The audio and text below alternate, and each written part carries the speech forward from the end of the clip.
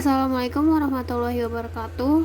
Kami dari kelompok Ester, kelas Kimia Organik RB, dengan anggota kelompok sebagai berikut.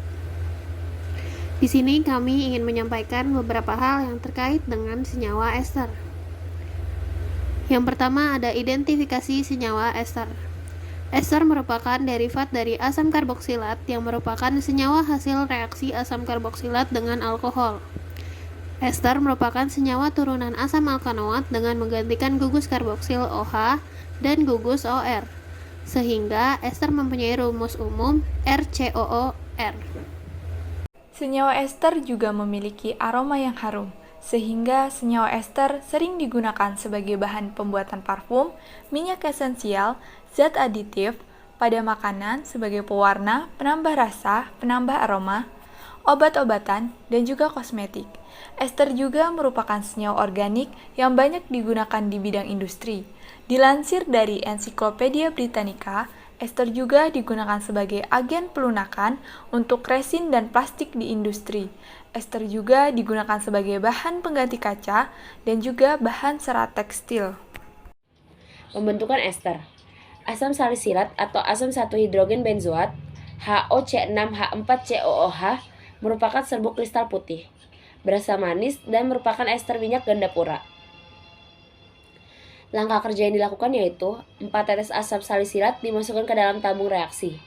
Kemudian ditambahkan 8 tetes etanol dan 4 tetes asam sulfat pekat.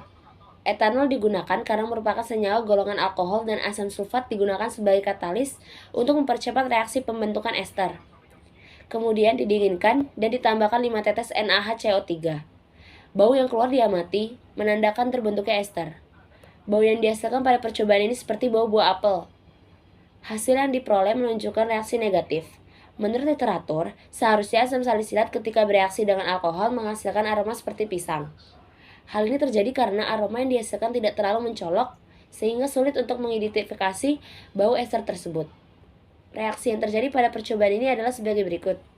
HOC6H5COOH tambah C2H5OH menjadi HOC6H5COOC2H5 tambah H2O. Contoh ester dalam bahan pangan, etil asetat. Senyawa organik dengan rumus CH3CH2OC OCH3 ini merupakan ester dari etanol dan asam asetat yang berwujud cairan tak berwarna dan memiliki aroma khas. Etil asetat dalam pangan berguna sebagai pengharum pisang, karena senyawa ini memiliki harum seperti pisang dan pada minyak atsiri juga terkandung ekstrak etil asetat, di mana minyak atsiri tersebut dapat ditemukan pada bahan perisa makanan atau minuman yang digunakan untuk memberi faktor kunci rasa yang unik dan kompleks. Sifat dan karakteristik senyawa ester. Ester adalah cairan yang tidak berwarna dan berbau harum. Sukar larut dalam air, merupakan senyawa non-elektrolit. Titik didihnya lebih rendah dari asam karboksilat isomernya. Molekul-molekul ester bersifat polar, namun tidak mampu membentuk ikatan hidrogen intermolekuler satu dengan yang lain. Karena molekul-molekul ester dapat membentuk ikatan hidrogen dengan molekul-molekul air, ester dengan massa molar rendah larut dalam air. Ester memiliki gugus fungsi rangkap O yang bersifat polar dan dua rantai alkil R, R aksen yang bersifat nonpolar yang menyebabkan ester dapat bercampur dengan senyawa ion, senyawa kovalen polar, dan kovalen nonpolar. Ester tidak memiliki atom H yang terikat pada gugus fungsinya. Oleh karena itu, ester tidak bersifat asam seperti halnya asam karboksilat. Ester mengalami reaksi saponifikasi atau penyabunan, yaitu hidrolisis suatu ester dengan sifat reaksi yang irreversibel. Ester jika direduksi menghasilkan dua gugus alkohol primer. Ester juga dapat direaksikan dengan reaksi Grignard membentuk alkohol tersier. Jika dihidrolisis, ester menghasilkan asam karboksilat dan alkohol.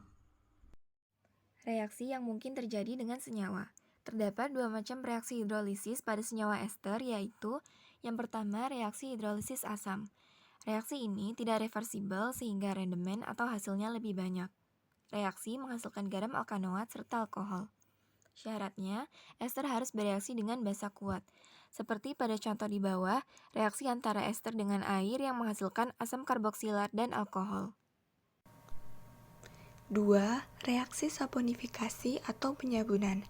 Reaksi ini tidak reversibel, sehingga rendemen atau hasilnya lebih banyak. Reaksi saponifikasi ini menghasilkan garam alkanoat serta alkohol. Syaratnya, ester harus bereaksi dengan basa kuat. Untuk contoh reaksinya yaitu ester yang direaksikan dengan basa kuat menghasilkan natrium asetat dan alkohol. 3. Reaksi reduksi. Reduksi ester dengan tembaga 3 kromat dan katalis tembaga 3 oksida akan menghasilkan alkohol primer. Proses pembuatan dan mekanisme reaksi ester. Reaksi esterifikasi adalah suatu reaksi antara asam karboksilat dan alkohol membentuk ester. Turunan asam karboksilat membentuk ester asam karboksilat. Ester asam karboksilat ialah suatu senyawa yang mengandung gugus CO2R dengan R dapat berupa alkil maupun aril.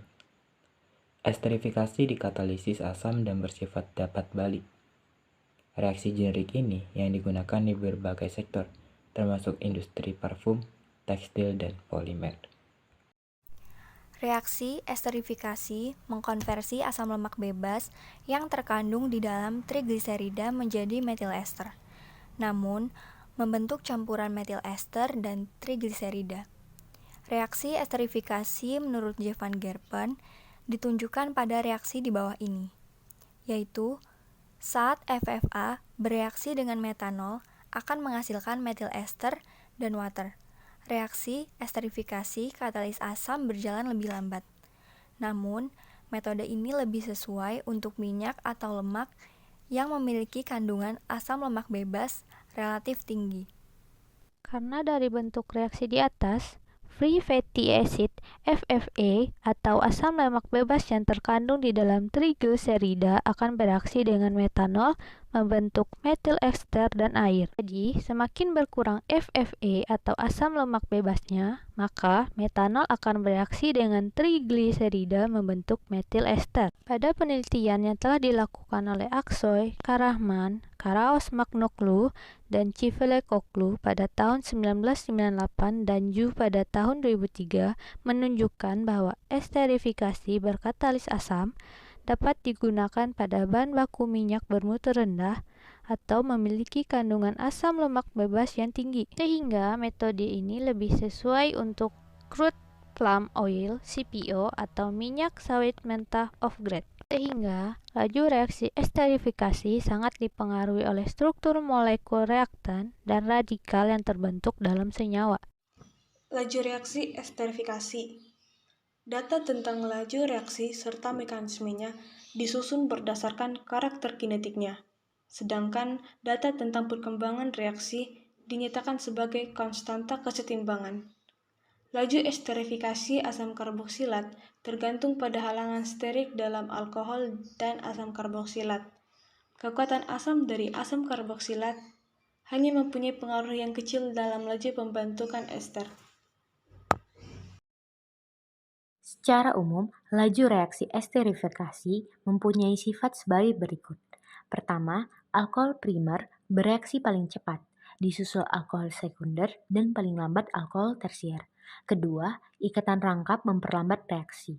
Ketiga, asam aromatik atau benzoat dan p-toluat bereaksi paling lambat, tetapi mempunyai batas konversi yang tinggi. Yang keempat, makin panjang rantai alkohol cenderung mempercepat reaksi atau tidak terlalu berpengaruh terhadap laju reaksi. Dengan trigliserida menghasilkan metil ester dan gliserol dengan bantuan katalis basa. Alkohol yang umumnya digunakan adalah metanol dan etanol. Reaksi ini cenderung lebih cepat membentuk metil ester daripada reaksi esterifikasi yang menggunakan katalis asam. Namun, bahan baku yang akan digunakan pada reaksi transesterifikasi harus memiliki asam lemak bebas yang kecil atau lebih kecil dari 2% untuk menghindari pembentukan sabun. Penggunaan katalis basa dalam jumlah ekstra dapat menetralkan asam lemak bebas di dalam trigliserida, sehingga semakin banyak jumlah katalis basa yang digunakan, maka metil ester yang terbentuk akan semakin banyak. Katalis merupakan zat yang dapat mempercepat reaksi tanpa ikut terkonsumsi oleh keseluruhan reaksi. Pada dasarnya, katalis justru harus ikut bereaksi dengan reaktan untuk membentuk suatu zat antara yang aktif. Zat antara ini kemudian bereaksi dengan molekul reaktan yang lain menghasilkan produk. Pada akhirnya, produk kemudian terlepas dari permukaan katalis.